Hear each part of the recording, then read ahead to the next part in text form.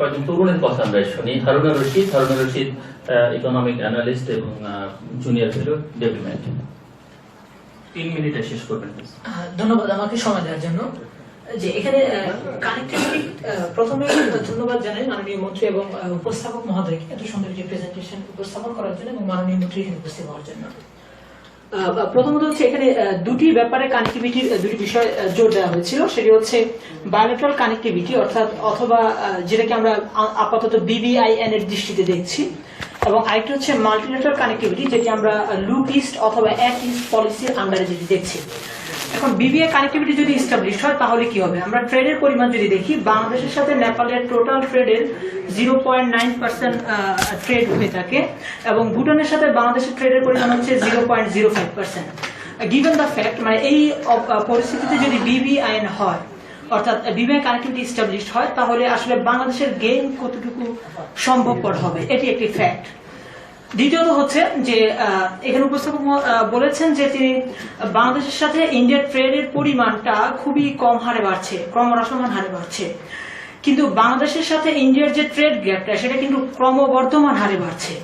অর্থাৎ গত বছর স্ট্যাটিস্টিক অনুযায়ী প্রায় 6 বিলিয়ন ডলারের মতো ইন্ডিয়া রপ্তানি করেছে আমাদের দেশে। সেই তুলনায় আমরা ইন্ডিয়াতে রপ্তানি করছি মাত্র 456 মিলিয়ন ডলার। তো এই ট্রেড গ্যাপটা কিভাবে আসলে পূরণ করা যাবে? প্রথমত হচ্ছে যদি এই কানেক্টিভিটি এস্টাবলিশ হয় তাহলে বাংলাদেশের যে সমস্ত সম্ভাবনার পণ্য রপ্তানি হওয়ার সম্ভাবনা আছে, যেমন জুট থেকে শুরু করে অন্যান্য রপ্তানি, সেগুলোতে অনেক ক্ষেত্রে ইন্ডিয়া সেন্সিটিভ লিস্ট এর কন্ডিশন আরোপ করেছে। আবার জুটের ক্ষেত্রে তো কয়েকদিন আগে এন্টি ডাম্পিং এর যে শর্ত সেটি আরোপ করেছে। তো এখন আমার ট্রেডের যে স্কোপ সেটি হচ্ছে আপাতত চায়নার দিকে আসলে ফোকাস হচ্ছে, চীনের দিকে ফোকাস হচ্ছে। চীনের সাথেও আমাদের ইম্পোর্টের পরিমাণ অনেক বেশি, প্রায়, কিন্তু ট্রেডের পরিমাণ হচ্ছে প্রায় 33%। এখন এই মুহূর্তে আমরা চাচ্ছিলাম যে কোন দিকে ধাবমান হব, ইন্ডিয়ার একদিকে প্রেশার এবং অন্যদিকে হচ্ছে চীনের প্রেশার। তো আপাতত এশিয়ান হাবের যে 3টি রুট যার আন্ডারে BBI কানেক্টিভিটি আমরা যাচ্ছিলাম সেটা হচ্ছে বাংলা বান্দা তামাবিল, টেকনাফ কক্সবাজার মংলা এবং বেনাপোল তামাবিল।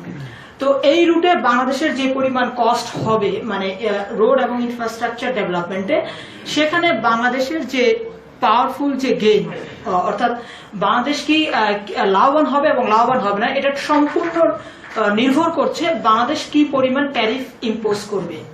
ট্যারিফ ইম্পোজিশনের উপর এটি যেমন নির্ভর করছে, ঠিক তেমনি বাংলাদেশের ন্যাশনাল সিকিউরিটিটাও এই ক্ষেত্রে একটা ইস্যু হয়ে দাঁড়িয়েছে। আবার বাংলাদেশ যদি চায় ফুললি এতে গেইনার হতে, তাহলে হচ্ছে যে যদি বাংলাদেশের ট্রান্সশিপমেন্টে যায় অর্থাৎ ট্রানজিটের যে আদর সেটিতে না গিয়ে অর্থাৎ বাংলাদেশের পণ্যের বাস, ট্রাক ইত্যাদির মাধ্যমে যদি ইন্ডিয়ান গুডস প্রোভাইড করা হয় অথবা ইন্ডিয়ার যাতায়াতটা করা হয়, তাহলে সেক্ষেত্রে হয়তো বাংলাদেশের পরিবহন সেক্টরটা একটু ডেভেলপ হতে পারে। আর আরেকটি বিষয় হচ্ছে যে বাংলাদেশের যে ট্রেডের 1/3 পরিমাণ হচ্ছে নর্থ ইস্টার্ন রিজনের সাথে হয়, ইন্ডিয়ার নর্থ ইস্টার্ন রিজনের সাথে। তাহলে এই ক্ষেত্রে যদি এই কানেক্টিভিটিটা এস্টাবলিশড হয়, বাংলাদেশের যে সমস্ত রাইজিং ইন্ডাস্ট্রি আছে যেমন সিমেন্ট, স্টিল ইন্ডাস্ট্রি, যেগুলো কিঞ্চিত পরিমাণে 7 সিস্টারের একটা এক্সপোর্ট হয়ে থাকে, সেগুলোর মার্কেটে কি হ্যাম্পার হবে কি হবে না, এই যে কোশ্চেনগুলো। এবং ফাইনালি আমি যেটি শেষ করব সেটি হচ্ছে যে এখানে উপস্থাপক বলেছেন যে বাংলাদেশ রিজিওনাল কম্প্রিহেন্সিভ ইকোনমিক পার্টনারশিপে বাংলাদেশ কতটুকু ইফেক্টিভ, এবং উনি এখানে ট্যারিফ স্ট্রাকচার নিয়ে কোশ্চেন তুলেছেন। তবে এখানে যে ট্যারিফ স্ট্রাকচারটির কোশ্চেন তুলেছেন এটি কতটুকু যৌক্তিক, কারণ বাংলাদেশের যে ট্যারিফ স্ট্রাকচার অর্থাৎ ইম্পোর্ট সাবসিডি ইন্ডাস্ট্রি, যেটা বর্তমানে বাজেটে পাস হয়ে এসেছে, শেষ করবেন প্লিজ। এখনই শেষ করে দিচ্ছি। সেটি আসলে যদি বাংলাদেশের ইনফ্যান্ট ইন্ডাস্ট্রি যেমন হুন্ডা মোটরসাইকেল, সেটির ক্ষেত্রে যদি প্রোভাইড না করা হয়, তাহলে আমরা কি দেখবো যে ওয়ালটন প্রডিউস হচ্ছে? তাহলে আমরা দেখবো রানার প্রডিউস হচ্ছে। আমরা যখন ট্যারিফ স্ট্রাকচার চেঞ্জ করতে বলবি একজন ইকোনমিক হিসেবে, তখন আমরা যেন এমপ্লয়মেন্ট জেনারেশন, ডোমেস্টিক ইন্ডাস্ট্রিয়ালাইজেশন কথাটা ভাবি। ধন্যবাদ সবাই। Zakir Hossain Khan, executive director development. Zakir Hossain Khan. ধন্যবাদ। আজকের অনুষ্ঠানে উপস্থিত সম্মানিত মাননীয় মন্ত্রী, অন্যান্য আলোচকবৃন্দ, আমি প্রথমে যে জিনিসটা 3টি বিষয় আমি খুব শর্টলি উপস্থাপন করতে চাই, যেটি হলো যে আমরা রিজিওনাল যে প্রশ্নটা আসলো সেই রিজিওনাল ফোকাসটা আমাদেরকে আসলে সার্ক এর কারেন্ট কনটেক্সটে আমাদেরকে বিয়ন্ড চিন্তা করতে হবে, সেটা must be Asian region. Asia region যখনই আমি চিন্তা করব অটোমেটিক্যালি আমার sub regional as well as the regional effort যেমন like OBOR is a reality OBOR belt and road initiative. আমরা দেখছি 65টা দেশ ইতিমধ্যেই ওবরের তারা প্রাথমিকভাবে পার্ট এবং ইতিমধ্যে 52টি দেশ সেখানে জয়েন করেছে। এই ওভারঅল বেল্ট অ্যান্ড রোড ইনিশিয়েটিভের ফলে আমরা এটাকে যদি আমরা সাপ্লাই পার্সপেক্টিভে দেখি, এই সাপ্লাই পার্সপেক্টিভে আমাদের বায়োলেটারাল শুধু কানেক্টিভিটি না, আমাদের যে প্রশ্নটা আসছে যে ক্লাইমেট চেঞ্জ ইস্যু এবং আমাদের যে এখন এক আরএমজি সেক্টর ডিপেন্ডেন্ট ইকোনমিকে আমরা ডাইভার্সিফাইড ইকোনমিতে এক্সপান্ড করতে চাই, সেই অপরচুনিটি কিন্তু আমাদের রিয়েলিটিতে আসবে। আজকে যেখানে আফ্রিকান কান্ট্রিগুলোতে আমরা শান্তিরক্ষী বাহিনী আমরা পাঠাচ্ছি, ওই দেশগুলোতে কিন্তু বাংলাদেশের একটা ন্যাচারাল আপনার ট্রেড পার্টনার হিসেবে কিন্তু তৈরি হয়ে আছে, কিন্তু আমরা সেটা এক্সপ্লয়েট করতে পারছি না ডিউ টু আমাদের কানেক্টিভিটি ব্রড পার্সপেক্টিভ। আজকে চায়নার মাধ্যমে যদি বা ওবরের মাধ্যমে যদি সেটা বেল্ট অ্যান্ড রোড ইনিশিয়েটিভটা এক্সপ্যান্ড করে, আমরা কিন্তু অটোমেটিকলি সেটা বেনিফিট পেতে পারি। সুতরাং এই জায়গাগুলো কিন্তু আমাদের একটা পলিটিক্যাল ডিসিশন দরকার, এবং পলিটিক্যাল ডিসিশনের সাথে আমি মনে করি সেটা হলো যে strong opposition is always is a very good bargaining tool. একটা কান্ট্রির যদি স্টেটের সরকার যদি তার স্ট্রং অপোজিশন না থাকে, যখন সে কাউন্টার পার্টির সাথে বসে তখন কিন্তু বার্গেন করতে পারে না। সুতরাং আমাদেরকে একটা মিনিংফুল ডেমোক্রেটিক প্রসেসে যেতে হবে যেখানে আমরা স্ট্রং সরকার থাকবে এবং স্ট্রং অপোজিশন থাকবে। সেকেন্ড যে বিষয়টি আমি বলতে চাই, গভর্নেন্স ইস্যু। আমাদের কিন্তু যেটা আগেও আসলো, যেটা হলো যে ফার্স্ট অ্যাক্ট, আমরা অনেক ইনিশিয়েটিভ যুক্ত হই কিন্তু সেই ইনিশিয়েটিভগুলি আর মুভ করছে না। এটা মোস্টলি আমাদের ডিসিশন মেকিং এর ধারাবাহিকতার একটা অভাব দেখছে, এবং সেটা কিন্তু আবারও পলিটিক্যাল কনসেনসাসের কারণে আমরা যে সার্ক আগাচ্ছে না, বা সাপটার যে প্রভিশনটা আগালো না, বা আমাদের লুকিস্ট পলিসি আগালো না, সেই জিনিসগুলো কিন্তু আমরা এভিডেন্স বেস কিন্তু পলিসি আমরা ফর্মুলেট করি না। অনেক সময় দেখা যাচ্ছে এই পলিসিগুলি আসে মোর অন অ্যাডোকিজম, এবং সেইটা পরবর্তীতে আর সাস্টেইন করে না, এবং সেই জায়গাটা আমি মনে করি ফোকাস করা উচিত। এবং সেইখানে আমাদের একটা strong evidence based long term, যে আমরা বর্তমান সরকার বলছে 2041 পর্যন্ত যে আর্থিক বা আমাদের পার্সপেক্টিভ প্ল্যান আছে, সেই অনুযায়ী কিন্তু আমাদেরকে কিন্তু এই বেস লাইন বা বেস ফাউন্ডেশনটা করে দিতে পারে যে আমরা আগামীতে কানেক্টিভিটিতে কোথায় যে রিচ করতে পারি। এবং ফাইনালি আমি বলতে চাই সেটা হলো যে আমরা যে বর্তমান যে রিজিওনাল যে কনফ্লিক্টের একটা নতুন উপসর্গ আমরা দেখছি, ইন্ডিয়া ভার্সেস চায়না। আমরা এজ এ বাংলাদেশের আমাদের কিন্তু it will be really very much difficult situation if we will not be much more foresighted. আমরা কিন্তু কোন অবস্থাতেই এখানে যেন এই দুই কনফ্লিক্টের মাঝখানে পড়ে আমাদের যে ইকোনমিক পটেনশিয়াল বা ট্রেড পটেনশিয়াল, সেটা যেন আমরা কোন অবস্থাতেই সেই রিস্কে না যাই, এবং আমাদের সভরেন্টি ইস্যুটা যেন কোন অবস্থাতে স্যাক্রিফাইস না হয়। কারণ আমরা এই মুহূর্তে যে প্রশ্নটা আসছে যে বায়োল্যাটারাল আমাদের যে ভারতের সাথে রিলেশন বা কমিউনিকেশন হচ্ছে, সেটা কিন্তু কোনো অবস্থাতেই যেন কোন ধরনের সিকিউরিটি পার্সপেক্টিভ আমাদের জন্য যেন চ্যালেঞ্জ না হয়, কোন ধরনের আর্ম কনফ্লিক্টে যেন আমরা না জড়িয়ে যাই, সেটা কিন্তু আমাদেরকে অবশ্যই একটু নজর দেওয়া উচিত। এই বলে আমি আমার কথা শেষ করছি। ধন্যবাদ। সেখানে বলবার জন্য অনুরোধ করছি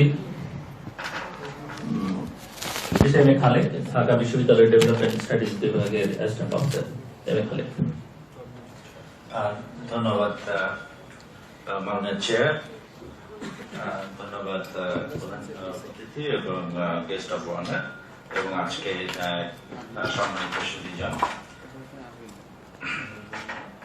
আমাদের সৌভাগ্য হচ্ছিল জাস্ট আগে পেপারটা প্রেজেন্ট করা, এর আগে যে প্রোগ্রামটা করা হয়েছে সেখানে আমরা একটা পেপার প্রেজেন্ট করেছিলাম, যেটা সামারি কিছুটা আমাদের সহকর্মী হারুন রশিদ বলেছেন। তো আমি সেদিকে আর যাচ্ছি না। সো আমি অন্য দিক থেকে একটু বলতে চাই যে থিওরি পার্সপেক্টিভ, যে আসলে এইখানে যে প্রেজেন্টেশন যেটা হয়েছে সেটা মোরালেস আমরা যেটা মনে করছি রিজিওনাল ট্রেডিং প্যাটার্ন বা ট্রেড ফ্লো অ্যানালিসিস কি হয়েছে এবং পটেনশিয়াল প্রবলেমগুলো কি। সো আসলে আমরা মেজর দুইটা কান্ট্রির কথা বলছি, যে ইন্ডিয়া, চায়না এবং তার সাথে Bangladesh. So there are differences.